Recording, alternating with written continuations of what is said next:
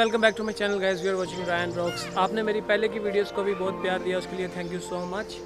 आज हम यहाँ पे आए हैं जलियांवाला बाग में, और वो इसलिए क्योंकि आज है 23 मार्च। यहाँ पे श्रद्धांजलि देने के लिए आए हैं फ्रीडम फाइटर्स को, और उनके बारे में कुछ 4 बातें करने के लिए। भगत सिंह जी की बरसी है, इसीलिए हम यहाँ जलियांवाले बाग में आए हुए हैं। 23 मार्च 1931 को भगत सिंह जी शहीद हुए थे, तो आज उनकी शहीदी बरसी है।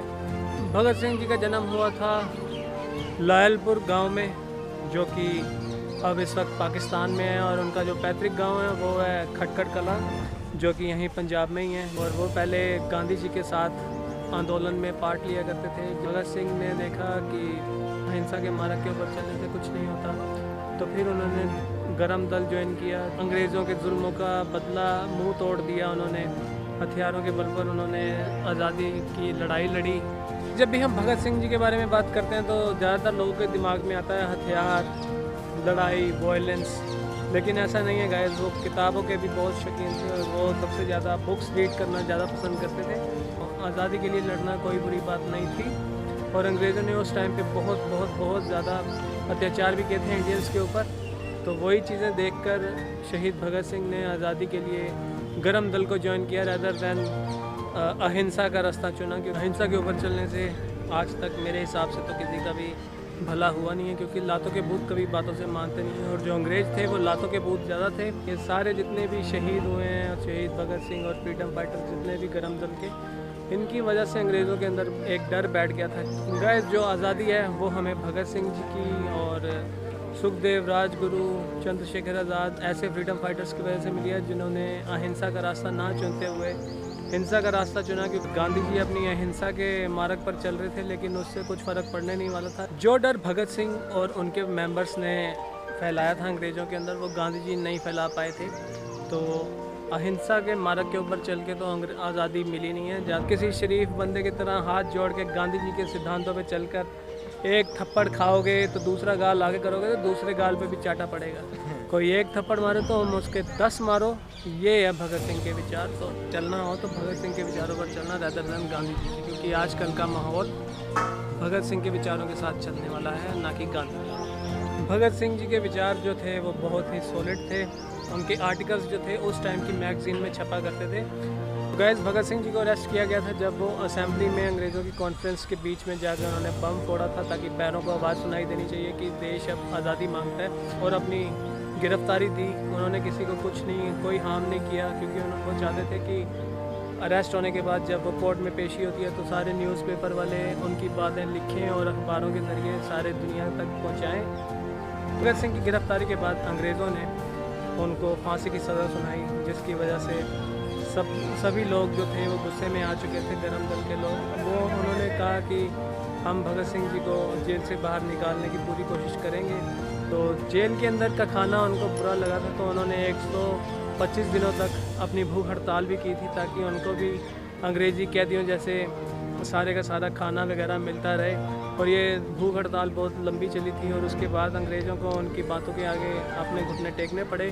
भगत सिंह जी के पिताजी ने भी एक चिट्ठी लिखकर उस टाइम के गवर्नर को दिया था कि मुझे मेरे बेटे को माफ़ किया जाए, लेकिन जब ये बात भगत सिंह जी को पता लगी तो उन्होंने बहुत गुस्सा किया और उन्होंने अपने पिताजी से बात नहीं की। भगत सिंह जी के पिताजी ने गांधी जी से भी बात की कि फांसी से बचाया जाए, तो गांधी जी ने भी कोशिश की, लेकिन अंग्रेज़ों की शर्तों के आगे गांधी जी भी कुछ नहीं कर पाए। 23 मार्च 1931 की शाम 7:30 बजे भगत सिंह जी और उसके 2 साथी सुखदेव और राजगुरु को वक्त से पहले ही फांसी दे दी गई, और उनकी लाशों को जेल के पिछले दरवाजे से बाहर लेकर जा रहे थे, लेकिन पेट्रोल डालकर उनकी लाशों को जला चुके थे, और आधी जली हुई लाशें ही उनके रिश्तेदारों को मिल पाईं, और उन्होंने अपने फ्रीडम फाइटर्स की आधी जली हुई लाशों का संस्कार किया।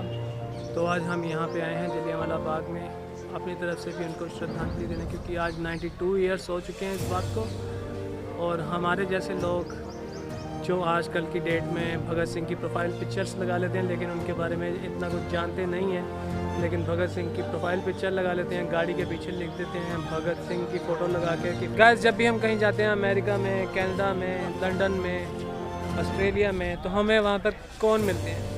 अमेरिकन्स, कैनेडियंस, ऑस्ट्रेलियंस और इंग्लिश लोग। और जब हम इंडिया में आते हैं तो हमें यहाँ पे क्या देखने को मिलता है, हमें यहाँ पे कोई इंडियन देखने को नहीं मिलता। हमें यहाँ पे मिलते हैं पंजाबी, हिंदू, मुस्लिम, क्रिश्चियन, हर कोई अपने अपने स्टेट के हिसाब से अपने अपने रिलीजन की बातें करते रहते हैं। आजकल की डेट में रिलीजन के हिसाब से बहुत ज़्यादा बातें करने लगे हैं लोग, जबकि इंडियन कोई भी नहीं बोलता, सब यही बोलते हैं मैं पंजाबी हूँ, मैं हिंदू हूँ। मार्शल लॉ के दौरान पंजाबियों पर हुए अत्याचारों ने राष्ट्रवादियों के भीतर भारत को विदेशी शासन से मुक्त कराने की इच्छा शक्ति को सुदृढ़ करते हुए उनमें एक नई जान फूंक दी थी।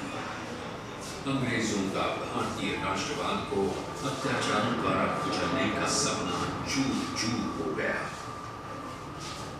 अंग्रेजों द्वारा लगाई गई रोक के बावजूद जनसंहार, लोगों पर गोलीबारी और त्योहार को पूरी होली में बदल देने की खबर आसपास के गांव तक पहुंच गई और एक 12 साल के लड़के ने ही ये खबर सुनी।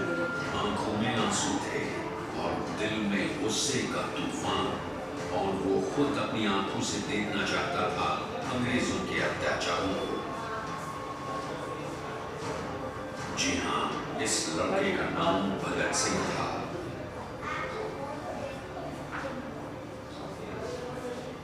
वो लड़का जिसका चाचा अजीत सिंह अंग्रेज सरकार को पहले ही चुनौती दे रहा था। इस बालक के राष्ट्रवाद और निश्चय उसको जलियांवाला बाग तक खींच लाए, और जो कुछ उसने देखा उसने उसका क्रांतिकारी भविष्य तय कर दिया।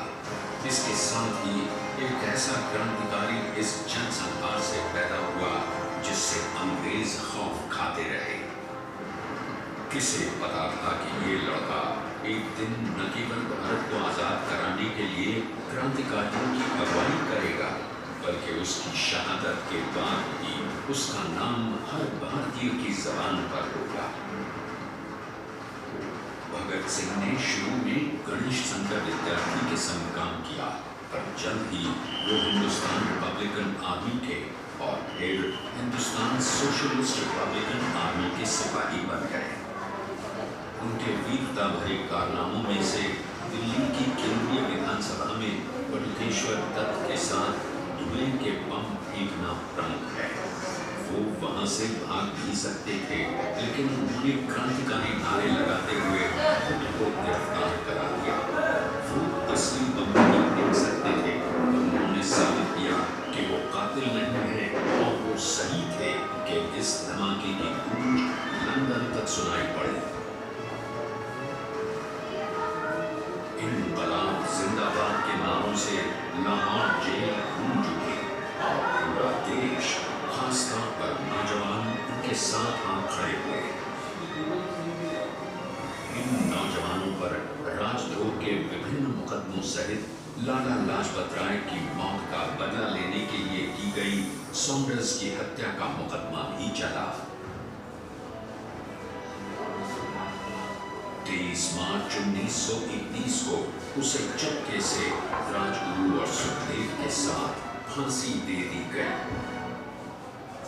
ये था वो राष्ट्रवाद जो जलियांवाला बाग में गोलियों की आवाज और लोगों की कराहों से निकला था, और जिसके चलते उधम सिंह ने 1941 में लंदन के बुक्सटन हॉल में माइकल ओ'ब्रायन को गोली मारकर इस जनसंहार का बदला ले लिया।